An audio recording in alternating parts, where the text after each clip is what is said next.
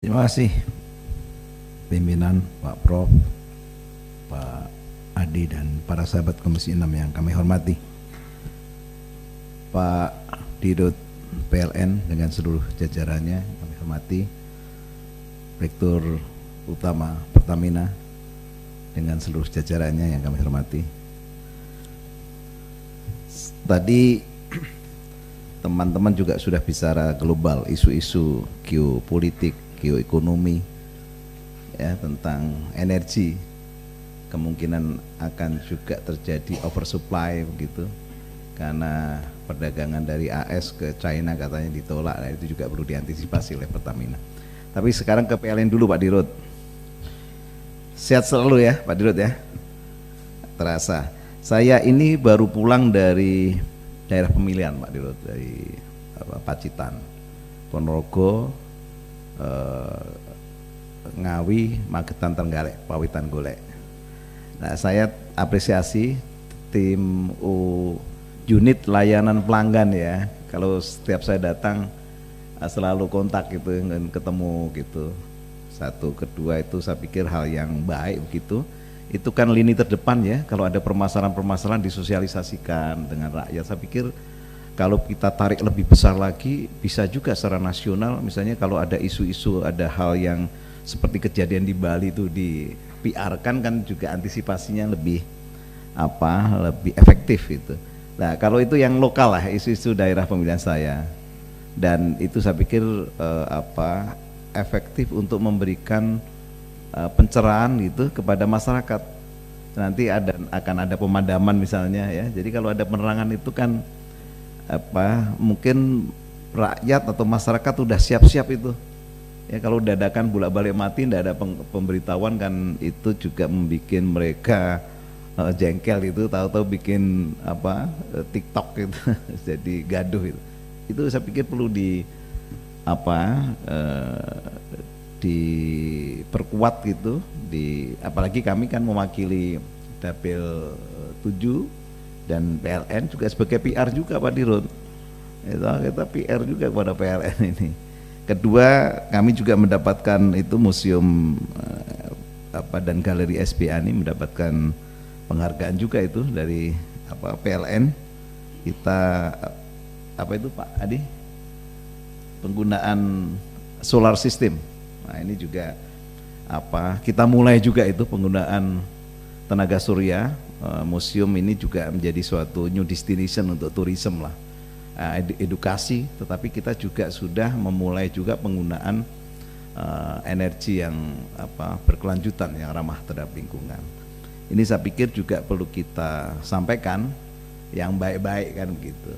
Dan kedua, selain itu saya ingin menambahkan tadi tentang Pak Dirut kan menyampaikan ada peningkatan ya penggunaan EV ya, nah itu kesiapan daripada SPKLU juga perlu harus diperbanyak. Kalau toh ada tongkrongannya sudah jadi, tidak efektif, ya harus ada keterangannya di situ.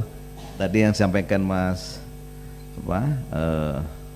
Aninduto ya, di kapal itu ya. Jadi saya pikir perlu juga itu satu sisi ekonomi katanya terjadi penurunan, tapi satu sisi penggunaan mobil listrik meningkat kan begitu ya. Jadi mungkin kalau proyek secara nasional ditambah begitu, otomatis akan meningkatkan daripada pendapatan PLN. Pak Dirut, beberapa hari yang lalu kita rapat kerja dengan Pak Menteri BUMN Pak Erik. Pak Erik menyampaikan tentang Kementerian BUMN melakukan uji ketahanan atau stress test lah ya terhadap sejumlah perusahaan-perusahaan yang plat merah begitu. Juga diantaranya ada himpunan bank milik negara, juga Telkom, dan juga beberapa main ID, Pertamina. Nah, ini mereka dalam artian menghadapin gejolak. Kalau sampai terjadinya fluktuasi dolar sampai 20 pun bisa masih kuat lah kurang lebih begitu. Nah juga PLN sampai di mana itu? Sudah dites juga atau belum tentang hal ini gitu? Karena tidak terkeluar tuh di media, saya tidak baca. Itu sampai di mana persiapan-persiapan itu kalau juga terjadi fluktuasi-fluktuasi dolar, kurang lebih begitu untuk mengantisipasi. Dan betul tadi disinggung oleh sahabat kami Gus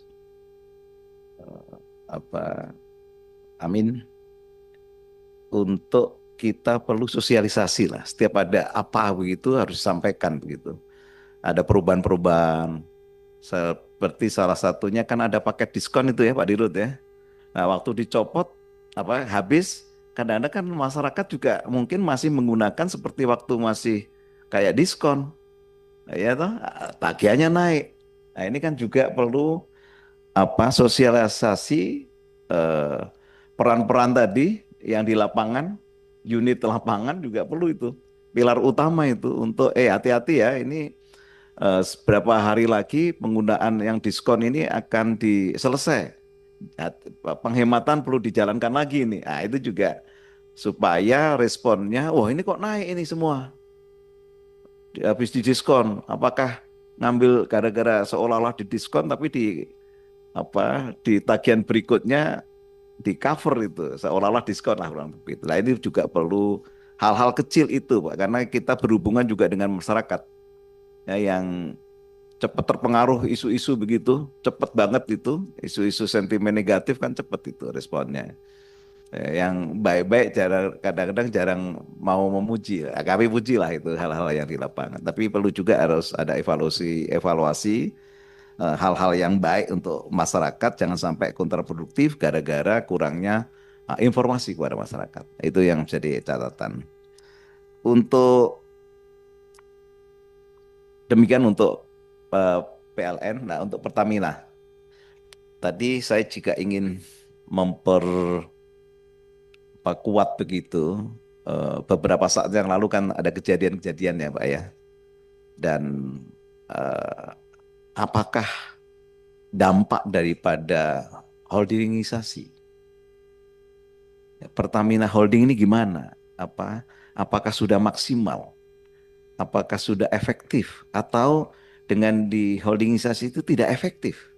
Terjadi lubang-lubang bocoran untuk perilaku-perilaku yang koruptif itu. Nah ini juga perlu dievaluasi itu, Pak. Ke depannya, tadi secara informal kita juga sampaikan juga, ya kelemahan-kelemahan permasalahan-permasalahan itu ya harus kita sampaikan kepada publik.